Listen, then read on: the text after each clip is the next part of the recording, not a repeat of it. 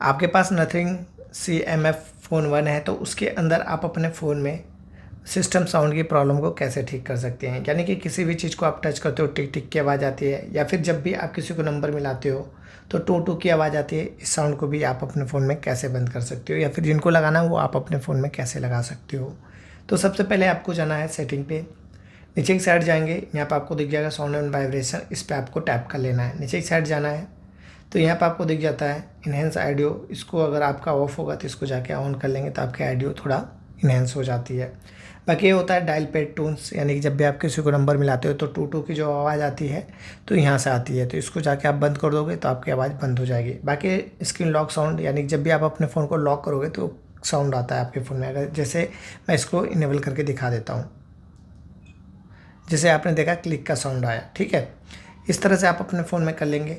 बाकी इसको बंद करके रखना है। चार्जिंग साउंड एंड वाइब्रेशन इसको ज़रूर ऑन करके रखिएगा, क्योंकि जब भी आप अपने फ़ोन को चार्जिंग से कनेक्ट करोगे तो आपका फ़ोन साउंड करेगा प्लस वाइब्रेट करेगा, जिसकी वजह से आपको पता भी चल जाएगा कि आपका फ़ोन चार्जिंग से कनेक्ट हो चुका है। बाकी स्क्रीनशॉट साउंड है, इसको ऑन कर लेंगे, बाकी ये वाला ऑप्शन दिखेगा आप बंद कर लीजिएगा।